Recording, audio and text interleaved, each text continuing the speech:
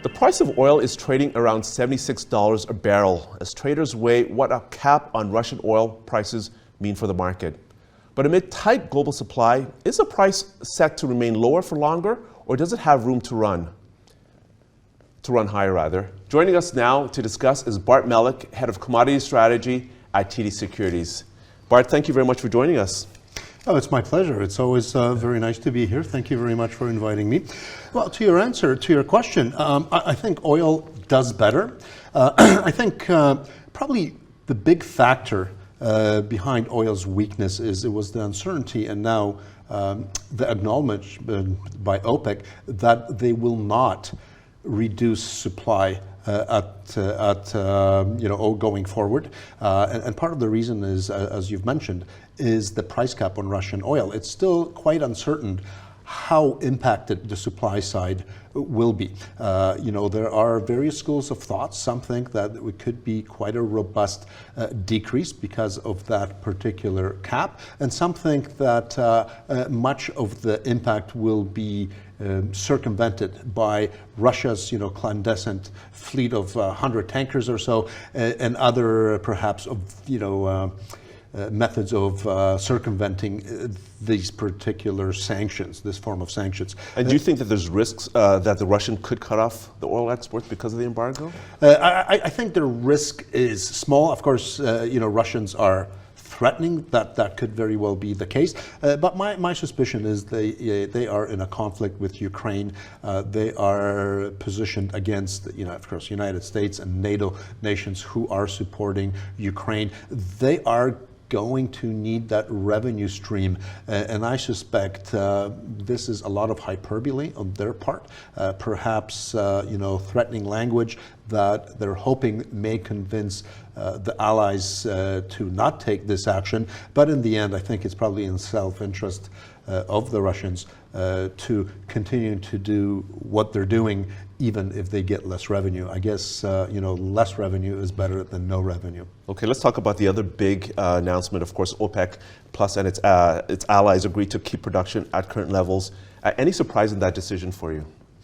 This is what we thought was going to happen. OPEC tends to be very guarded in how they change policy typically, and I think this has been true for a while, is they try to balance supply with demand and at the same time make sure that their national budgets are adequate.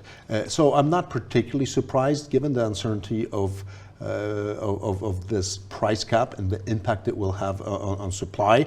We thought that they were going to continue with their 2 million barrel per day quota cut from the last meeting, which which ideally targets about 1.1 million barrels of supply. And I think they're going to wait and see how demand evolves, how China's reopening impacts these markets, and how the macroeconomies in the West are doing. So they're going to be more strategic going forward in terms of how they manage their production.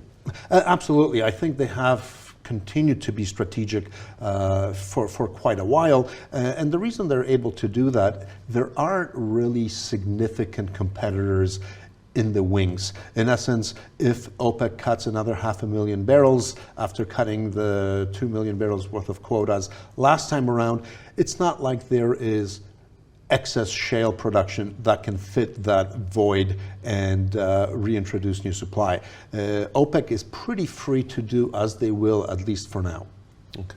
And what are some of the geopolitical risks for oil going forward? I mean, we've heard that the U.S. is seeking to halt tapping its oil reserves to refill their stockpiles. You've mentioned, lack of demand from China. What are some of the risks that you see going forward for oil? Well, the big risk, of course, is surrounding natural gas. And, it might be a little strange for me to talk about natural gas when we're, trying to answer a question about oil. But we are still at the start of the winter, and the winter could still get very cold, perhaps a lot colder than we expect. We simply don't know. Weather forecasting is hard, particularly future weather, as opposed to backcasting. But so far the inventories have been ample, but there remains a risk that natural gas stockpiles will be reduced quite significantly, and that could very well mean that we will be tapping distillate supply a lot more than we have, and as we all know, these supplies are quite low by historic levels, and so is oil. So there is some excess capacity on refining in China, and if we do find that distillate demand is much higher than we thought because of winter conditions,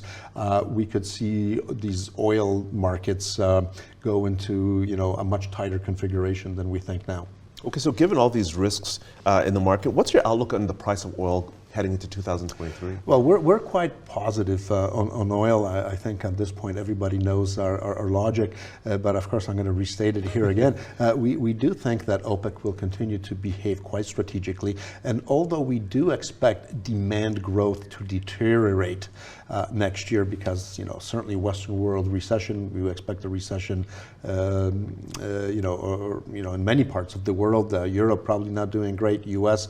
Most likely sliding into a contraction at some point, but we're still expecting demand to be positive, well over 1 million barrels per day. And at the same time, we're seeing a crisis in the natural gas market, where, as I just said, we could get much higher demand for product. And I think OPEC continues to behave quite strategically, and they will right-size their production to make sure that there isn't an oversupply, and that likely will drive prices higher. And I think the other big risk here is that once we see a pivot in Federal Reserve policy, we don't expect that until well into the middle of the year. That's when the markets, we think, are going to start pricing it. We could see speculative money drive it up. So fundamentals should remain tight, and the moment I think we start thinking that this contraction in demand growth is being reversed or goes the other way, I think oil does a lot better. Perhaps not as quickly as we've hoped. We've written this outlook a few weeks ago, and as I said, things change. Things change, and forecasting of the future in particular is quite hard. But I think the general theme remains. And I know that prior to this, you had a roundtable on your outlook for commodities. Were there any key themes that you think investors should be aware of going forward? Yes, I think one of the key themes here is that the supply side is quite constrained. And although we do expect a cyclical type of a downturn, we don't expect it to be anywhere near as deep as it has been historically, because historically we've seen 40, maybe even up to 70% some cycles, some commodities like oil or copper.